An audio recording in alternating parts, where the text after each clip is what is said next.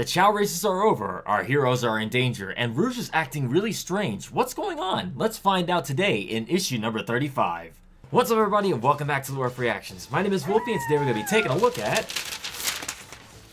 issue number 35 of the IDW Sonic the Hedgehog comic series. Without further ado, let's get into this.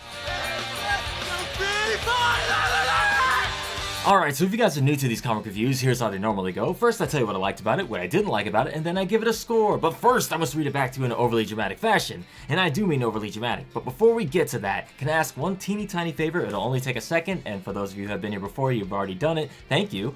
But for those of you who are new, consider scrolling down below, hitting that like button, it helps me out a lot, and of course, I can wait. Oh, and while you're down there, why not consider hitting the subscribe button as well, and ringing the bell so that way you can let YouTube know that yes, you do actually want to watch the stuff I put out when I put it out. Not like that though. Anyway guys, so without further ado, let's get right into this, shall we?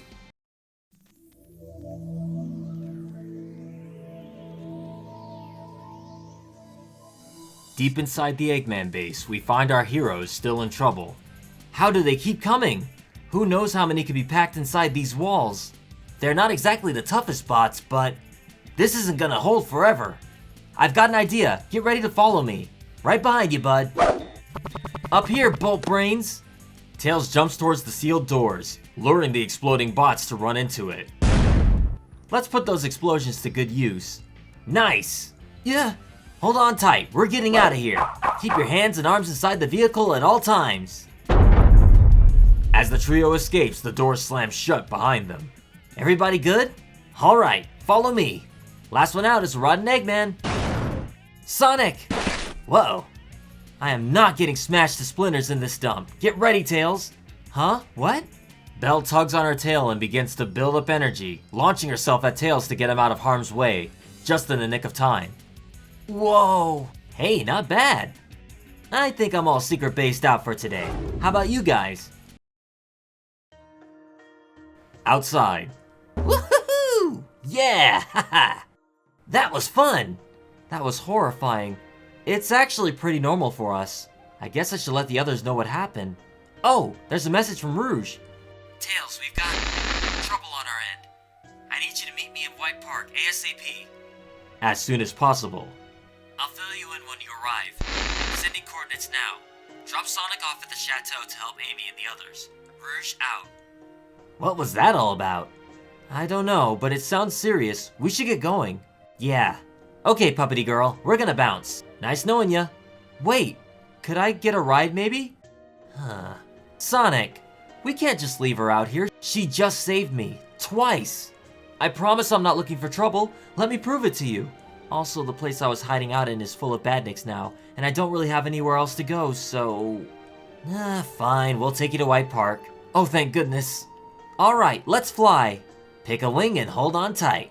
Thank you so... Wait, a wing? Yeah!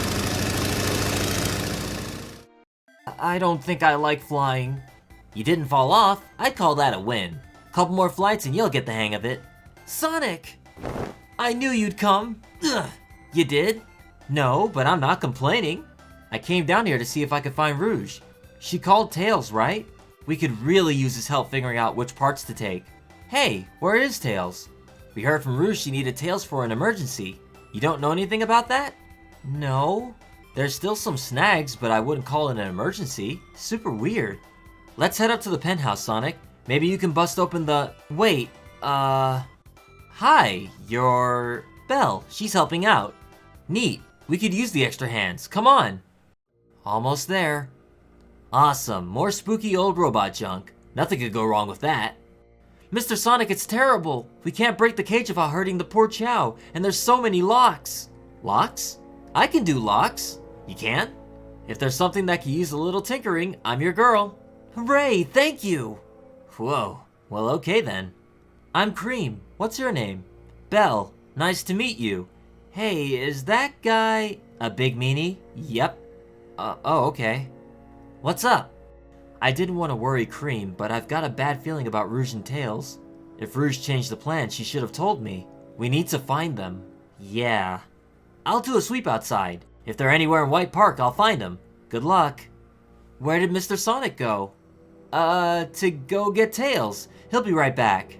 Our situation is still extremely tenuous. We do not have time for... Uh-oh, Clutch! Subject was confirmed unconscious moments ago. Haven't you kids heard of playing possum? Come out and fight fair. Turnabout is fair play, Missy. Do you know why I can leave my door unlocked? It's because the folks who know why aren't foolish enough to cross me. And the folks who don't won't make it out alive. So long, good doing business with ya. Clutch presses a button on the side of his cane as he makes his escape, activating a giant polar bear badnik. We can take this guy. Come on, General. Acknowledged. Engaging at full power. Ah! Cream? Sawdust. Badniks again. It's okay. Go. Help Cream. I'm coming. Alright. Not a bad swing. Try mine. Amy engages the polar bear badnik, taking a swing at it, but ultimately doing no damage. No fair. Oh, if only Sonic were here. No, you aren't gonna let this big dumb jerk push you around. You're gonna handle it yourself. Listen up, you bucket of bolts. Being in charge of the restoration was way tougher than anything you could throw at me. Beating up bad bots like you is my specialty, so... you might as well give up now. Amy takes a swing at some rubble, knocking it straight into the badnik's head. Aha! Not as hard-headed as you look, are you? Growl all you want. I'm gonna get you. Nearby, Tails slowly comes to as he realizes he's been knocked out. Oh, my head is spinning. Gah! What the heck? Hey! I landed the tornado where you said and you attacked me. Why? I didn't. Not of my own free will. What do you mean? I was duped, sweetie. Cornered, interrogated, and if you can believe it, hypnotized. Hypnotized?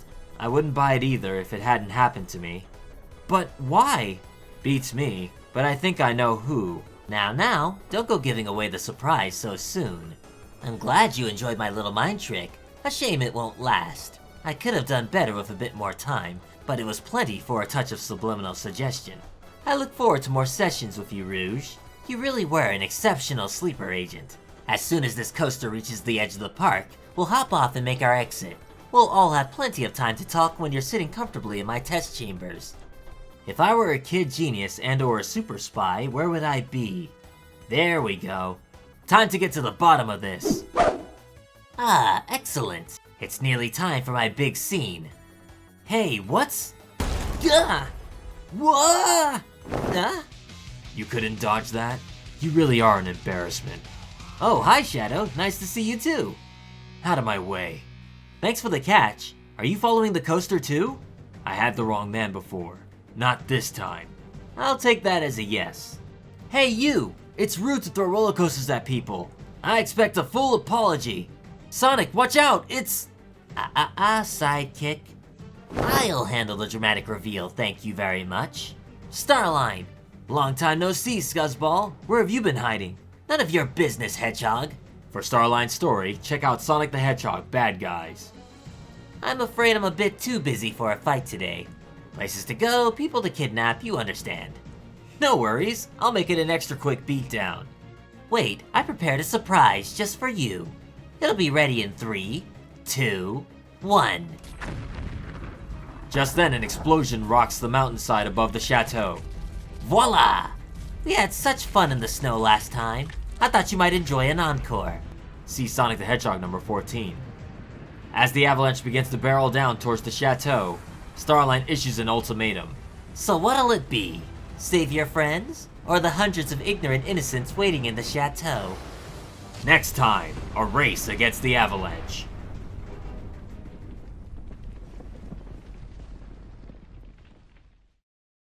And that was issue number 35, and what an issue this was. This has a lot of things I'd like to talk about. For example, the chronological order and how it ties into Sonic Bad Guys, which is another ongoing series at this current point in time. So yeah, now we know this takes place immediately after the last issue of Sonic Bad Guys, which should be out next month at the time of this recording. I gotta say that every time. But yeah, let me go ahead and put this down as we flip through it and make sure we cover everything that goes on in this issue. So immediately we get the follow-up to what was happening with Sonic, Tails, and Bell while they were locked inside of all those exploding badniks.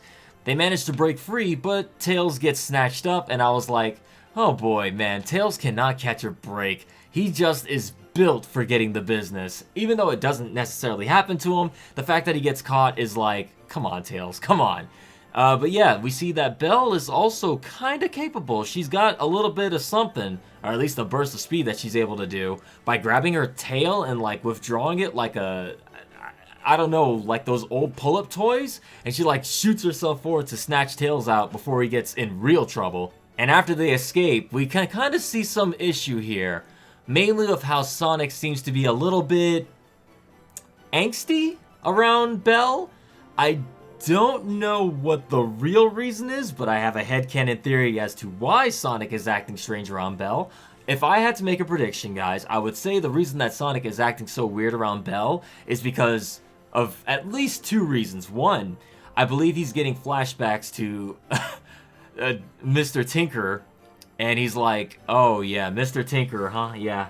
I gave him a second chance, and that whole virus thing was a result of that. So he kind of has like a PTSD thing with that. The way she's dressed and everything reminds him of Mr. Tinkerer.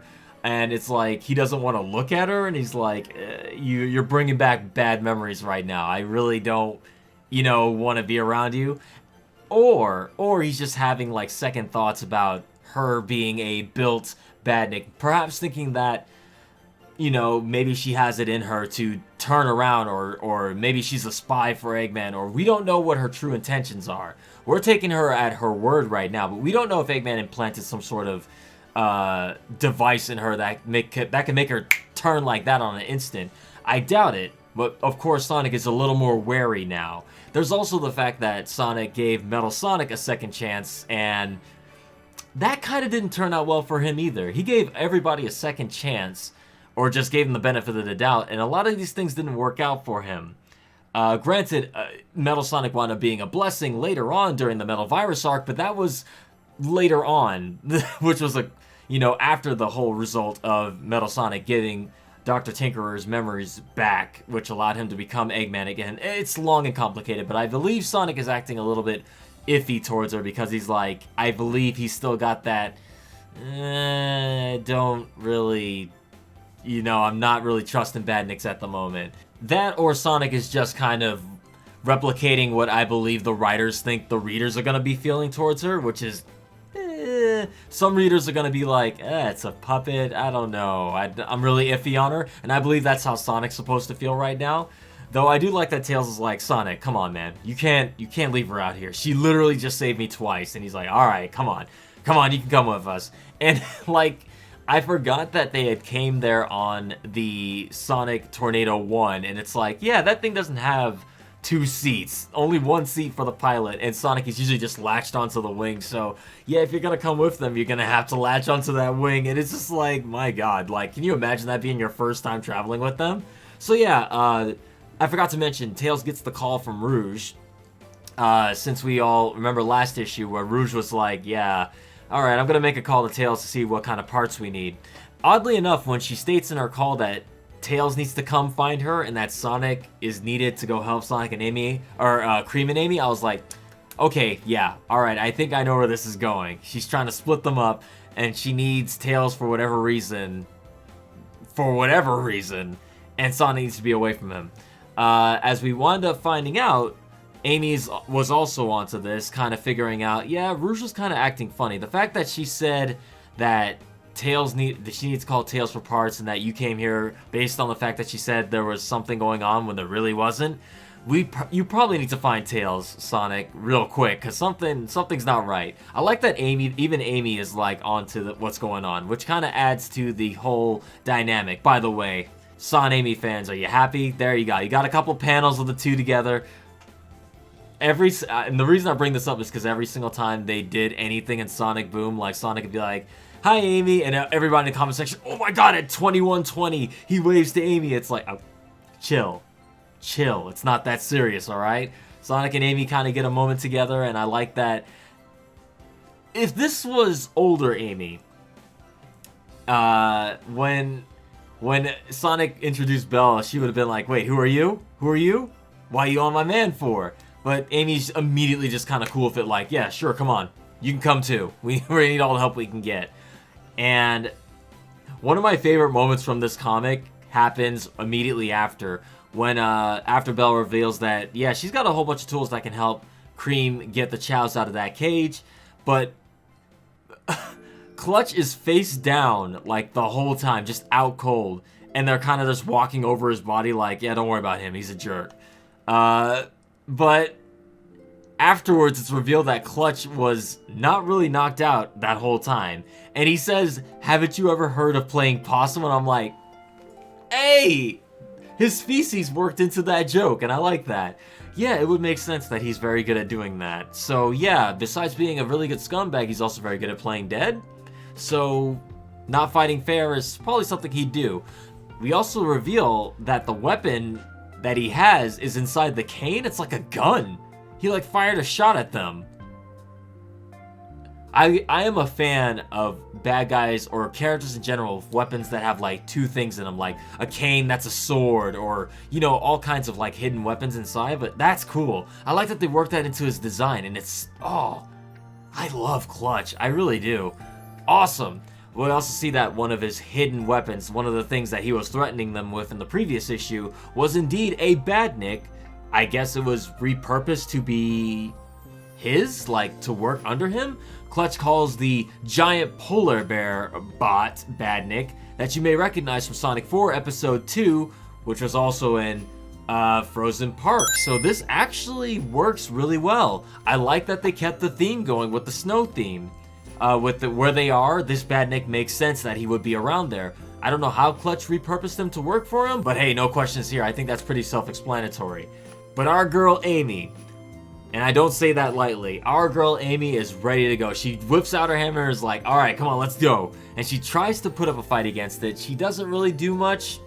Despite being one of the toughest girls in the Sonic canons, that thing is pretty huge, and I think that thing's probably made of tougher stuff than what she's used to.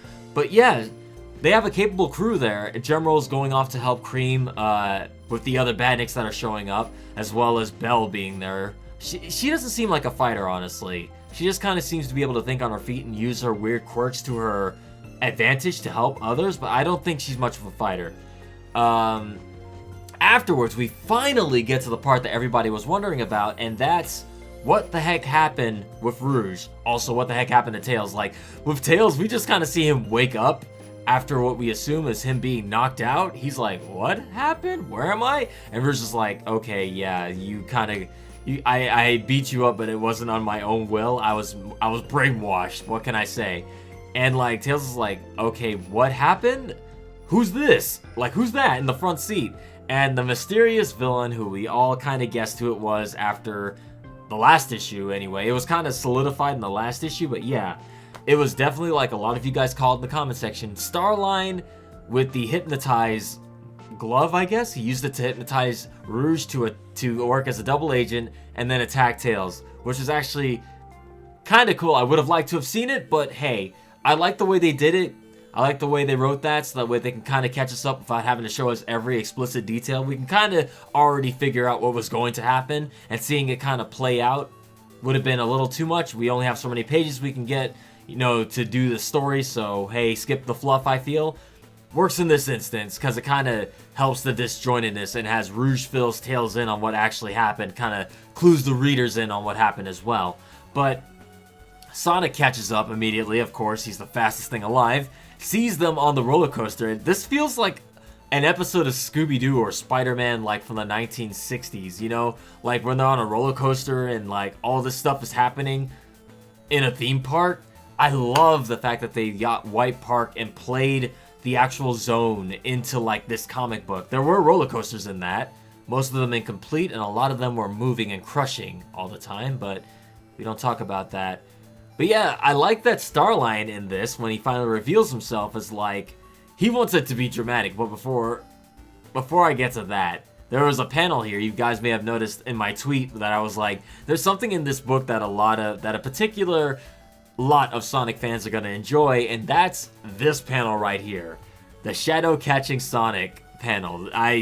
Y'all already know who you are, and you guys are smiling ear to ear, aren't you? Y'all like that panel a lot. So yeah, what's the official ship for Sonato? Shannick? What? I don't know what the ship is. I don't follow shipping much anymore, but like, those fans are gonna be very happy with this panel. Sanemi fans got something. Shadow Sonic fans got something out of this, and yeah, Shadow's like, get out of my way. We gotta go and stop them. But it's cool to see Shadow wasn't truly down and out. I guess he was just kind of getting himself back together to do his last-minute rescue thing. So Sonic and Shadow here to save the day, as Starline seems to be in the midst of kidnapping Rouge and Tails. For what? I have no idea. No clue what he wants with both of them. But actually, I can kind of think of what it would be. For Tails anyway, I can see why he'd want Tails. Tails has the same almost robotic genius as Eggman.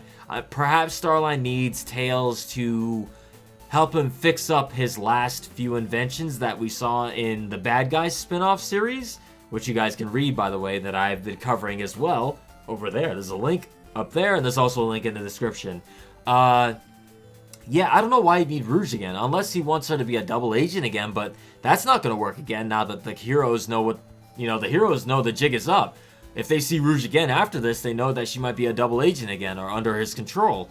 So this, I don't know why he needs Rouge. Maybe to steal stuff for him. That's probably the best bet, to steal stuff for him and have Tails be the other person under his control to help him build stuff up quicker? I don't know. But whatever his plan is, he needs both of them. Sonic and Shadow jumping in to help them. But Starline's like, I will do the dramatic reveal. It's me. That's right, Dio. I mean Starline. It was me, Starline, the whole time. And I like that Starline is just so... I like the look he's got with the coat thing going on. It's a nice little look for Starline. I kind of like it. Starline's got some fashion on him. That guy, he shops at expensive clothing stores. But yeah, so we unveils himself and we're like, yeah, we knew that all along. But at least now it kind of revealed what happened to him at the end of Bad Guys. At least we know he's going to get out okay. Was there ever any doubt? But how he gets away is going to be revealed in the next upcoming Bad Guys issue, which will be coming out next month at the time of this recording. Yeah, interesting way to end the book. And then Starline at the end has an avalanche come down that's going to, like, destroy the chateau and everybody in it. And he gives them the ultimatum. All right, Sonic and Shadow, do you want to save your friends or save everybody in the chateau, including including Amy, Cream, and Belle, newcomer Belle, and hundreds of Chow and innocents in there. Not good. Not a good way to end this, but the way I'm thinking this is going to play out, I'm thinking either Sonic and Shadow are going to have to split up, right? Sonic will probably pursue Starline since he's fast enough. Shadow's also fast, but like, Shadow is probably the only person that's able to go back there and get everybody out there quick enough. What with like chaos control and whatnot. Or Sonic could probably do that too. If he goes like his fastest, he could probably get everybody out of there. Maybe both of them might have to do it. It might be a combined effort of Sonic, like, having to warp everybody out of there with his supersonic speed while Shadow gets the stragglers with his chaos control. It could be like a Quicksilver scene from X-Men. You guys know the scene I'm talking about. It'd be like that. But yeah, I'm not thinking they're going to be able to get Rouge and Tails out of there. They could probably do it by splitting off, but I don't think they're going to. It looks like the way it ends, Shadow's probably going to be upset and probably going to be hard aggroed on Starline, so it'll probably have to be up to Sonic to go back and rescue everybody. I'm hoping they'll give Shadow a moment to be more heroic by having him volunteer to go back and help everybody, but I doubt that's going to be the case, depending on how Sega mandates they write him in these next few issues. But yeah, that's how our book ends. And I feel, besides, there's a few Easter eggs in this one, of course, with Evan Stanley picking up the writing. I feel this one was done on purpose. When Tails wakes up from his daze, he's like, oh, my head is spinning. And that's a direct call to Sonic Heroes, one of the many lines he says over and over again, along with, look at all those Eggman robots. He says, whoa, my head is spinning. He says it a lot. Yeah. What else? Yeah, I think I pretty much covered everything I want to talk about in this one. I think this one was pretty good. This one I think is better than the last one because this one was able to get some action in. We were able to finally figure out what happened with Rouge and the now revealed Starline. There's still an air of mystery about this book. Like, why is Starline kidnapping them? What does he want? Stuff like that. That's the kind of stuff I like. So, with that still being in the book and, you know, keeping me interested going like, okay, so what's going to happen now? I think I'm going to give this one a higher score than the last one. I don't remember what the last one's score was, but I'm going to give this one an 8.5 out of 10. I hope that's higher than the last one. Somebody in the comments section will be like, Wolfie, you gave the last one. This is the voice they have in the comment section. Wolfie, they gave the last one an 8.6, and you gave this one an 8.5. You said that you like this one more than the last one. I'm just going based on how I feel right now. And as I feel right now, it feels like an 8.5. And I also don't remember what the last score I gave the last one was. I didn't mean to give y'all an ugly voice. Not all of you sound like that. But there's one person in the comment section who's always like trying to get on me for things. And that's what they sound like to me in my head. Yeah, this one was pretty good. Let me know what you guys thought of this one. Did you like it? Did you not like it? Or did you feel mad about it? And what would you rate this one? Is there anything I missed? Let me know in the comment section below. You already know what to do. And, yeah, if you haven't already subscribed, we do videos like this whenever they come out. And consider ringing that bell, because once again, YouTube will not let you know when I release these videos unless you do that. I don't know why. They just don't. You have to ring the bell for some reason, or else the person you subscribe to, you won't get the stuff. It doesn't make sense, but it is what it is, and we gotta deal with it. Let's see if we can hit 19K before the end of the year. I doubt we're gonna do that, but it would be nice. I also want to give a brief shout out to my patrons. Thank you guys for your continued support. Appreciate that. If you guys want to get these comic reviews a little bit earlier than the YouTube side, consider joining that for less than $2 a month. You can get the videos a little bit earlier than YouTube side. It's a small perk, a little thank you for your continued support. I feel like I said that a lot. That was a little ramble there. Guys, that's going to go ahead and do it for me today. Is there anything else I want to talk about? Not really. I gave it a score. I talked about what I liked. What didn't I like about this one? Nothing really. I even like the art and everything. Pretty much this is a solid one all around. Anyway, guys, wash your hands, wear your mask, and don't forget to social distance out there. Use common sense, and be safe, everybody, around this holiday season. If you do decide to travel, be safe. That's going to do it for me, guys. I'll see you all in the next video. Stay tuned.